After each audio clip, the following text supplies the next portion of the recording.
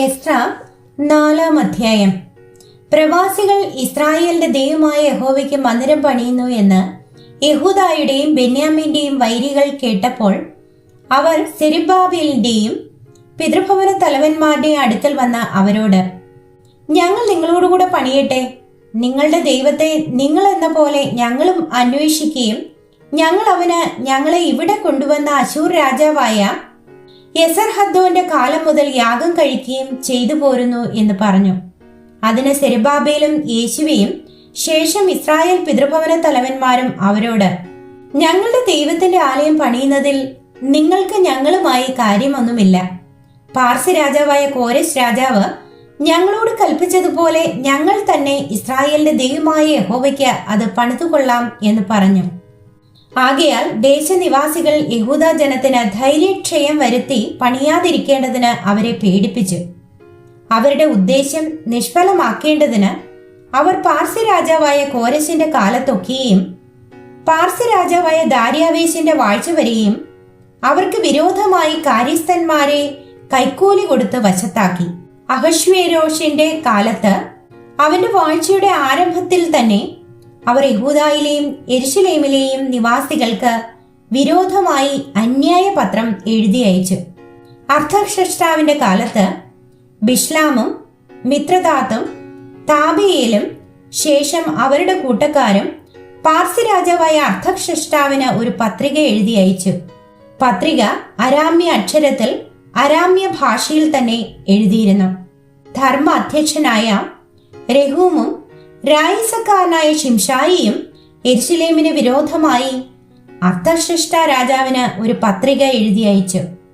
ധർമ്മ അധ്യക്ഷൻ രഹൂമും രായിസക്കാരൻ ശിംഷായിയും ശേഷം അവരുടെ കൂട്ടക്കാരായ ദീന്യർ, അഫർസത്യർ, തർപ്പേല്യർ, അഫർസ്യർ, അർക്കവ്യർ, ബാബേല്യർ, ശൂഷന്യർ, ദേഹാവ്യർ, ഏലാമ്യർ എന്നിവരും മഹാനും ശ്രേഷ്ഠനുമായ അസ്നപ്പാർ പിടിച്ചുകൊണ്ടുവന്ന് ശമര്യ പട്ടണങ്ങളിലും നദിക്കിക്കരെ മറ്റു ദിക്കുകളിലും പാർപ്പിച്ചിരിക്കുന്ന ശേഷം ജാതികളും ഇത്യാദി. അവർ അർത്ഥഷഷ്ട രാജാവിന് അയച്ച പത്രികയുടെ പകർപ്പ് എന്തെന്നാൽ, നദിക്കിക്കരെയുള്ള നിന്റെ ദാസന്മാരായ പുരുഷന്മാർ ഇത്യാദി രാജാവ് ബോധിപ്പാൻ തിരുമുൻപിൽ നിന്ന് പുറപ്പെട്ട് ഞങ്ങളുടെ അടുക്കൽ യെരുശലേമിൽ വന്നിരിക്കുന്ന യഹൂദന്മാർ മത്സരവും ദുഷ്ടതയുമുള്ള ആ പട്ടണം പണിയുകയും അതിന്റെ മതിലുകൾ കെട്ടുകയും അടിസ്ഥാനങ്ങൾ നന്നാക്കുകയും ചെയ്യുന്നു. പട്ടണം പണിത് മതിലുകൾ കെട്ടിത്തീർന്നാൽ അവർ കരമോ നികുതിയോ ചുങ്കമോ ഒന്നും അടക്കിയില്ല. അങ്ങനെ ഒടുവിൽ അവർ രാജാക്കന്മാർക്ക് നഷ്ടം വരുത്തും എന്ന് രാജാവിന് ബോധിച്ചിരിക്കണം. എന്നാൽ ഞങ്ങൾ കോവിലകത്തെ ഉപ്പ് തിന്നുന്നവരാകിയാലും രാജാവിന് അപമാനം വരുന്നത് കണ്ടുകൊണ്ടിരിക്കുന്നത് ഞങ്ങൾക്ക് ഉചിതമല്ലായകയാലും ഞങ്ങൾ ആളയച്ച് രാജാവിനെ ഇത് ബോധിപ്പിച്ചു കൊള്ളുന്നു. അവിടുത്തെ പിതാക്കന്മാരുടെ വൃത്താന്ത പുസ്തകത്തിൽ നോക്കിയാൽ ഈ പട്ടണം മത്സരവും രാജാക്കന്മാർക്കും സംസ്ഥാനങ്ങൾക്കും ഉപദ്രവവുമുള്ള പട്ടണം എന്നും അതിൽ അവർ പുരാതനമേ കലഹമുണ്ടാക്കിയതിനാൽ ഈ പട്ടണം നശിച്ചു കിടക്കുന്നു എന്നും വൃത്താന്ത പുസ്തകത്തിൽ നിന്ന് അറിവാറാകും. ഈ പട്ടണം പണിയുകയും അതിന്റെ മതിലുകൾ കെട്ടിത്തീരുകയും ചെയ്താൽ അത് നിമിത്തം അവിടുത്തേക്ക് നദിക്കിക്കരെ ഒരു അവകാശവും ഉണ്ടായിരിക്കില്ലെന്ന് രാജാവിനെ ഉണർത്തിച്ചുകൊള്ളുന്നു. അതിന് രാജാവ് ധർമാധ്യക്ഷനായ രഹൂമിനും രായസക്കാരനായ ശിംഷായിക്കും ശമര്യ നിവാസികളായ അവരുടെ കൂട്ടക്കാർക്കും നദിക്കും അക്കരെയുള്ള ശേഷം പേർക്കും മറുപടി എഴുതി അയച്ചത് എന്തെന്നാൽ, നിങ്ങൾക്ക് കുശലം ഇത്യാദി. നിങ്ങൾ കൊടുത്തയച്ച പത്രിക നമ്മുടെ സന്നിധിയിൽ വ്യക്തമായി വായിച്ചു കേട്ടു.